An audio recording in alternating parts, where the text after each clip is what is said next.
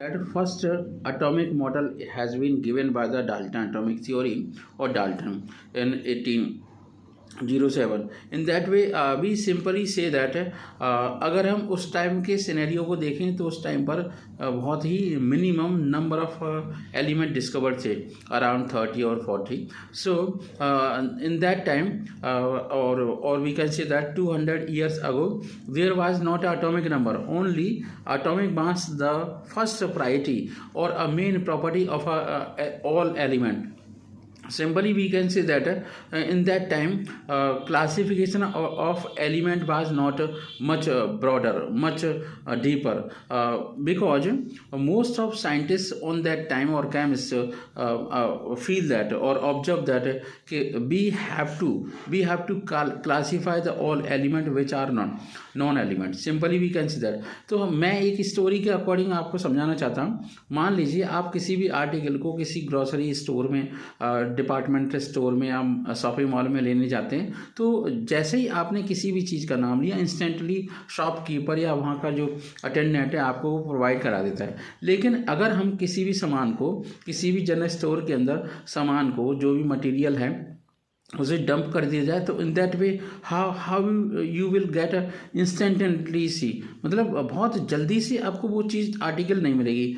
इसे मैं इस बात के लिए रिलेट कराना चाहता हूँ इस बात को कि जब जैसे ही हम एलिमेंट की स्टडी करते हैं और एलिमेंट के बारे में पूरी जानकारी लेते हैं, तो उसके लिए हमें क्या करना चाहिए, एक क्लासीफाई होना चाहिए. क्लासिफिकेशन के बिना कुछ भी चीज़ पॉसिबल नहीं है. तो एलिमेंट के क्लासिफिकेशन के लिए ग्रुपिंग की गई.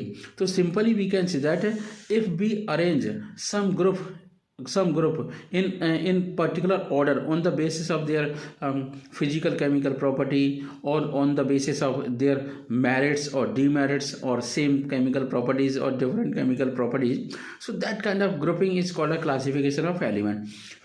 In earlier study or in earlier classification you observe 4 or 5 things. First of all, most of element are or substances are divided into solid, liquid, gases, as well as these substances are also divided into element, compound or mixture.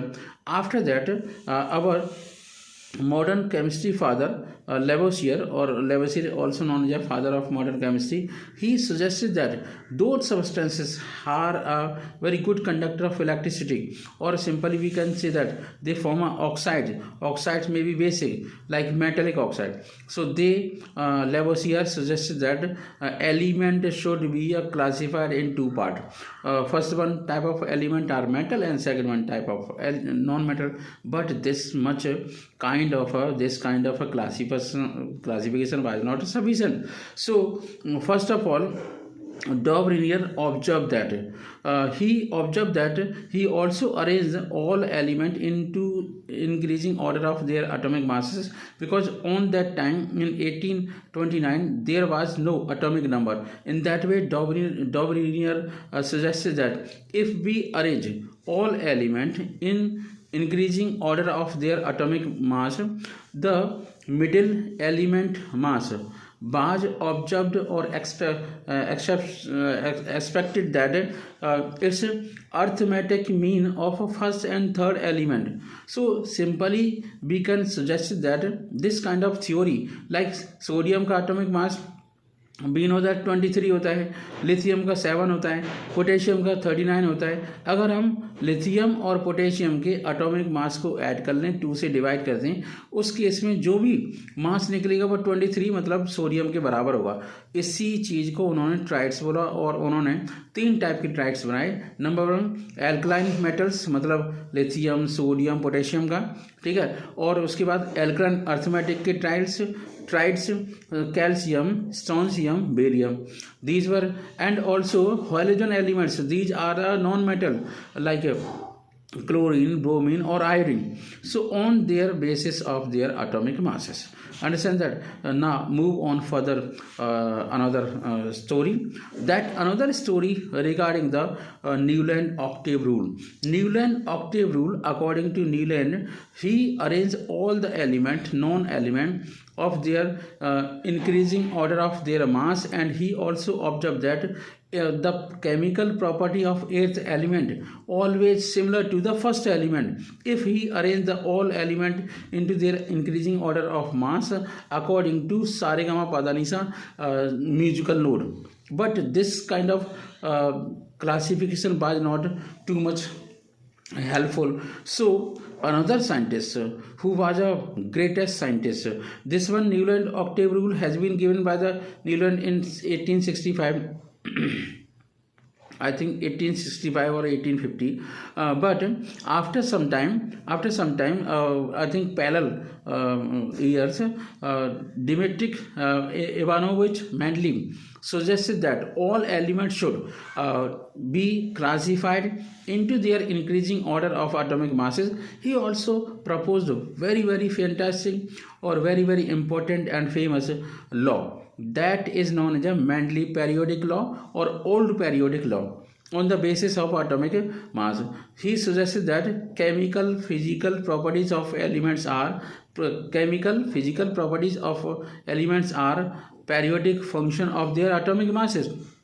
अगर हम modern periodic law को देखते हैं तो modern periodic law इस तरीके से होता है, chemical physical properties of elements are periodic function of their atomic number.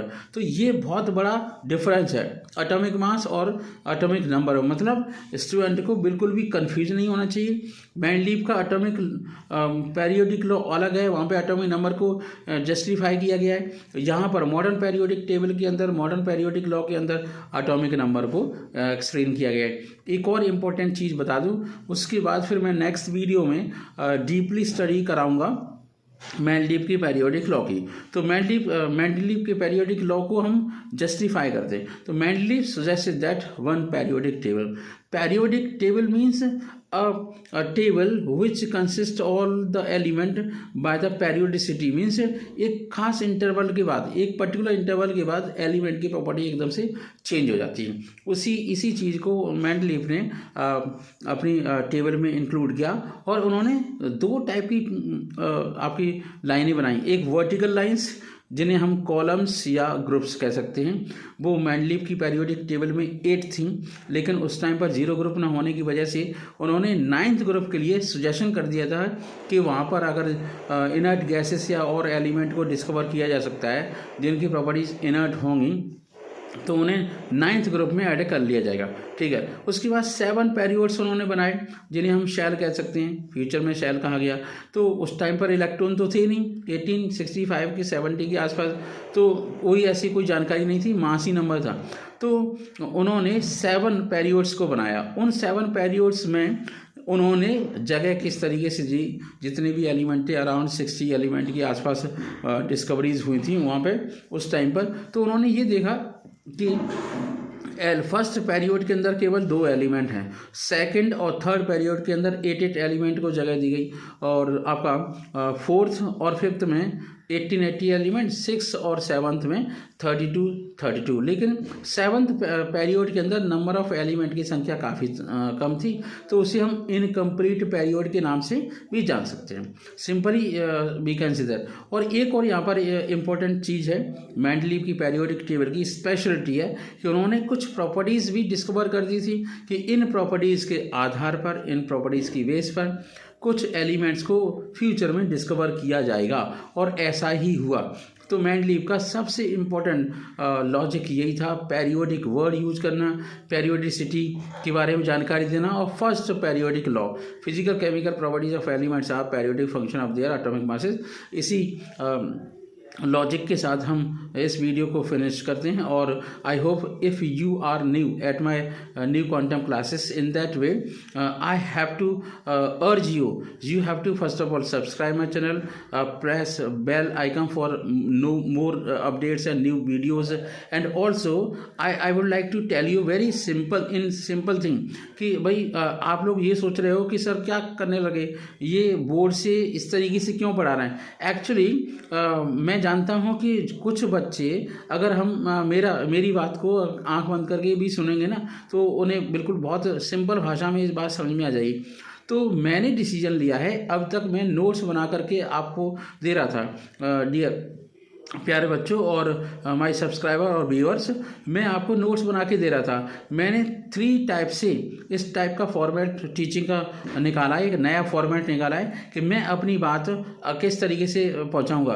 मान लीजिए आपके पास ये वीडियो है, आप अपना वीडियो खोल के रख लीजिए, स्टैंड पे लगा लीजिए, आराम से देखते रहिए और अपना आंखें बंद करके भी सुन सकते हैं, बातों को सुन सकते हैं, है ना। तो उससे आपको पूरा का पूरा चैप्टर आपको लगेगा कि आप ऐसे सुन रहे हैं, ठीक है। विजुअलाइजेशन हो जाएगा और आपकी मेमोरी पावर इंक्रीज होगी, बूस्टअप होगी।